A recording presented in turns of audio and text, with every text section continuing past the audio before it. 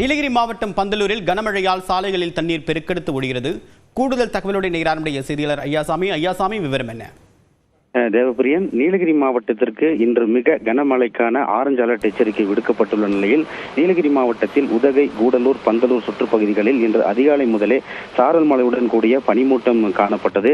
இந்த நிலையில் தற்போது பந்தலூர் மற்றும் அதை சுற்றியுள்ள பகுதிகளில் கனமழை என்பது கொட்டி தீர்த்து வருகிறது.